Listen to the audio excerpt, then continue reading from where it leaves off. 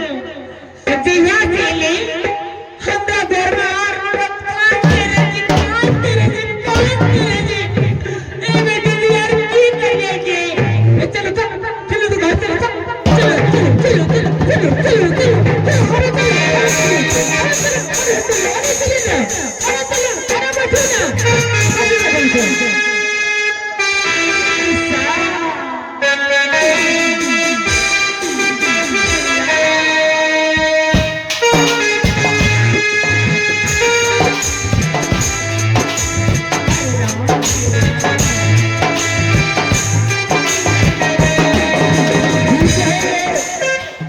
लगता है इंदल कुमार सिंह को बाहर निकलने के लिए नहीं दे रहे। इससे पहला आदेश मिल गया है, अंदर चल करके देखेंगे इंदल कुमार सिंह है कि नहीं है।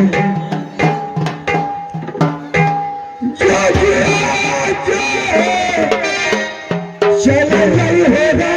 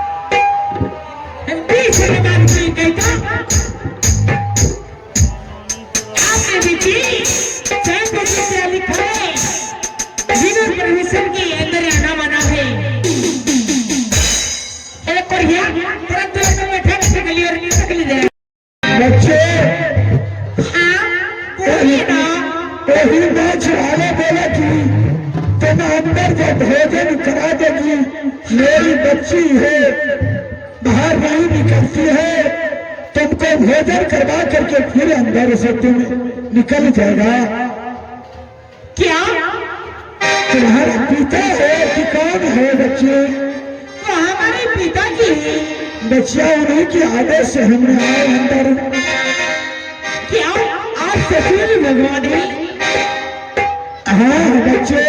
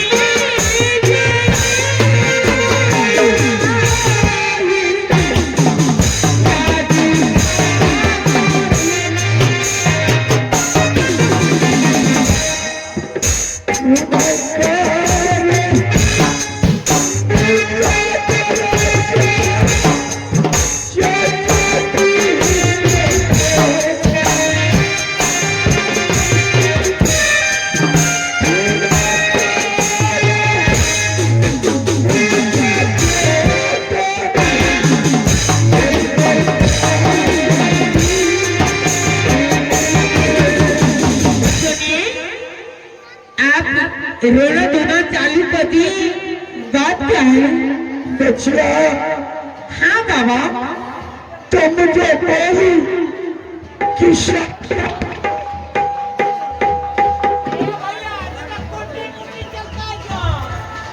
Rajesh hello hello hello hello बच्चिया सामने बोली कि शायर बार में क्या लिखा हुआ है? आपने देखी साइन बोर्ड में हो लिखा है बेगम परमिशन की अंदर आना माना है। तो बच्चा हम पढ़े लिखे के बिल्कुल मुरीद से बात है, कहाँ से किनको लाएंगे, सारे बात को पढ़ाएंगे फिर अंदर जाएंगे। बच्चा आए हो भाई जी, कोई जो भी आगे से पढ़ल लिखे कर लेने की करने के करे ना कोई से देवी लिखा है ना कि करे बेटी को दो बार दे रहे थे कि कहते अंदर भी जीते। बच्चा बोलिए ना, अगर तुम हमको गलती ठहराती है तो तुम 10 घंटा मारो, हमें गंदा झाड़ करके बच्चे यहाँ से चले जाएंगे। क्या आप सचू की महात्मा है? बच्चा हाँ, हमको 7 दिनों से अनाज नहीं मिला है। एक बेटा ऐसा तगड़ा है, एक नोच वाला वो बोला कि मेरा इनाम श्री बाबू अभिनंदन प्रसाद सिंह जी राठौर पड़ता है। बच्चा मैं उन्हीं की आदेश से अंदर आए, अपने मन से हम नहीं आए हैं बच्चे। क्या वो मेरे पिताजी है? हाँ बच्चे, वो मेरे पिताजी है। भोजन करवा सकते हो बच्ची। बाबा आप तो जानते हैं इस महल में यार राजा और महाराजा की महल है, इसमें कोई कुमारी नहीं रहती। तो ठीक है बच्चे, जब तुम कुमारी हो तो तुम हमको भोजन करवाए, ना जाने मेरा कब प्राण निकल जाएगा बच्ची, ये कोई ठिकाना नहीं है। सुनिए बाबा, एक मैं कुमारी हूँ, क्या मैं आपको भोजन करवा सकती हूँ क्या? बच्ची तुम अवश्य करवाओ तो करवा सकती है, तुरंत करवा, 2 मिनट की अंदर है। ठीक है बाबा, अगर आप कहती अवश्य मैं आपको भोजन करवाऊंगी। हेरे छोरा